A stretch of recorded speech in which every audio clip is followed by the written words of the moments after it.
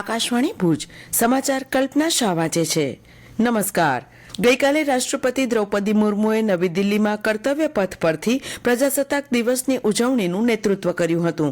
સમારોહની શરૂઆત પ્રધાનમંત્રી નરેન્દ્ર મોદીની રાષ્ટ્રીય યુદ્ધ સ્મારકની મુલાકાતથી થઈ, જ્યાં તેમણે શહીદ નાયકોને પુષ્પાંજલિ અર્પણ કરીને શ્રદ્ધાંજલિ આપી. રાષ્ટ્રપતિ દ્રૌપદી મુર્મુ પરેડમાં મુખ્ય મહેમાન રહેલા ઇન્ડોનેશિયાના રાષ્ટ્રપતિ પ્રબોવો સુબિયાન્ટો સાથે એક બગીમાં કર્તવ્ય પથ પર પહોંચ્યા. રાષ્ટ્રપતિ દ્વારા રાષ્ટ્રધ્વજ લહેરાવવામાં આવ્યો. ત્યારબાદ 105 મિલીમીટર લાઇટફિલ્ડ ગનનો ઉપયોગ કરીને 21 તોપોની સલામી સાથે રાષ્ટ્રગીતનું ગાન થયું હતું. દેશના વિવિધ ભાગોમાંથી સંગીતના સાધનો સાથે સારે જહાં સે અચ્છા વગાડતા 300 સાંસ્કૃતિક કલાકારો દ્વારા પરેડની શરૂઆત કરવામાં આવી. ધ્વજ ફોર્મેશનમાં 129 હેલિકોપ્ટર યુનિટના Mi-17-1V હેલિકોપ્ટર દ્વારા આકાશમાંથી પુષ્પવર્ષા કરવામાં આવી હતી. દિલ્હીની સાથે સમગ્ર દેશમાં પ્રજાસત્તાક દિવસની ઉજવણી કરાઈ હતી.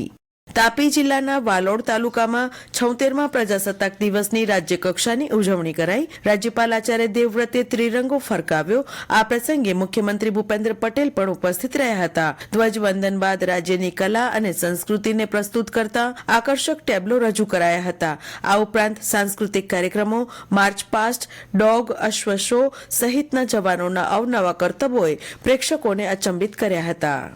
દેશભરની સાથે ગઈકાલે સરહદી કચ્છ જિલ્લામાં 76મા પ્રજાસત્તાક દિનની આન બાન અને શાન સાથે જોશભેર ઉજવણી કરવામાં આવી હતી. જિલ્લા કક્ષાનો મુખ્ય કાર્યક્રમ પશ્ચિમ કચ્છમાં નખત્રાણા ખાતે યોજાયો હતો. જિલ્લા કલેક્ટર અમિત અરોરાએ રામાણી ગ્રાઉન્ડ ખાતે તિરંગો લહેરાવીને કચ્છની ખમીરવંતી પ્રજાને ગણતંત્ર દિનની શુભેચ્છાઓ આપી હતી. આ પ્રસંગે પોતાના પ્રાસંગિક ઉદબોધનમાં કલેક્ટરે જણાવ્યું કે કચ્છ જિલ્લો રાજ્યના વિકાસ મુકુટમાં ધ્રુવ તારા સમાન ચમકી રહ્યો છે. વિકાસના રોલ મોડેલ બનેલા ગુજરાતની વિકાસ યાત્રામાં કચ્છનું વિશેષ યોગદાન છે. હસ્તકલા, પ્રવાસન, ઉદ્યોગ, ખેતીવાડી સહિત અનેક ક્ષેત્રમાં કચ્છ જિલ્લો અગ્રેસર બન્યો છે. તેમણે વધુમાં ઉમેર્યું કે એક સમયે દુષ્કાળનો જિલ્લો ગણાતો કચ્છ આજે 100% નળ જોડાણ ધરાવતો જિલ્લો બન્યો છે. પિયતની સગવડને કારણે કચ્છે ખેતી ક્ષેત્રે પણ કાંઠું કાઢ્યું છે. રાજ્ય સરકારના પ્રયાસોના કારણે કચ્છની બન્ની ભેંસ, ખારાઈ ઊંટ, કચ્છી સિંધી અશ્વને અલગ ઓલાદ તરીકેની રાષ્ટ્રીય માન્યતા પ્રાપ્ત થઈ છે,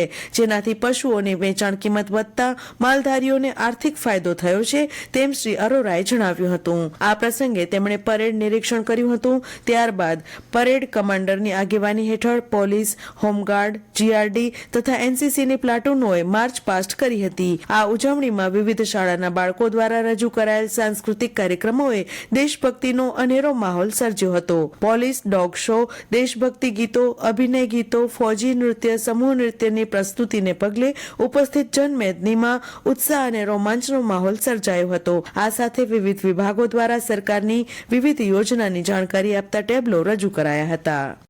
કચ્છ સરહદેથી ભારતીય સરહદી સુરક્ષા દળે એક પાકિસ્તાની ઘૂસણખોરને ઝડપી પાડ્યો હતો. ગઈકાલે પ્રજાસત્તાક દિન નિમિત્તે બીએસએફ દ્વારા ચલાવાયેલ આ વિશેષ અભિયાનમાં પાકિસ્તાની નાગરિકને પકડી લેવાયો હતો. બીએસએફના જવાનો પહેરો ભરી રહ્યા હતા ત્યારે પાકિસ્તાનની સરહદ પર શંકાસ્પદ હિલચાલ નજરે પડી હતી, જેને કારણે સતર્ક થયેલા જવાનોએ શોધ અભિયાન શરૂ કર્યું હતું, જેમાં ખાવર નામનો પાકિસ્તાની નાગરિક ઝડપાઈ ગયો હતો. તેની પૂછપરછ હાથ ધરાઈ છે.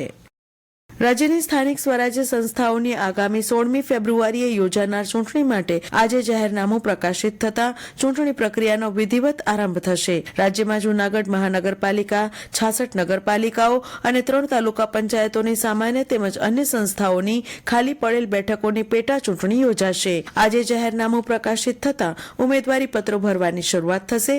ઉમેદવારી પત્રો 1 ફેબ્રુઆરી સુધી ભરી શકાશે. 3જીએ તેની ચકાસણી થશે. 4થીએ ઉમેદવારી પત્રો પાછા ખેંચી લેવાતા ચિત્ર સ્પષ્ટ થશે. કચ્છમાં ભચાઉ અને રાપર નગરપાલિકાઓની પ્રત્યેકની 7 વોર્ડની 28 બેઠકોની ચૂંટણી યોજાશે. આ ઉપરાંત ભચાઉ તાલુકાની લાકડિયા, મુન્દ્રા તાલુકાની મોટી ભુજપુર અને માંડવી તાલુકાની દરસડી પંચાયતોની એક બેઠક માટે પેટા ચૂંટણી યોજાશે. અને આ સાથે આ સમાચાર બુલેટિન પૂરું થયું. નમસ્કાર.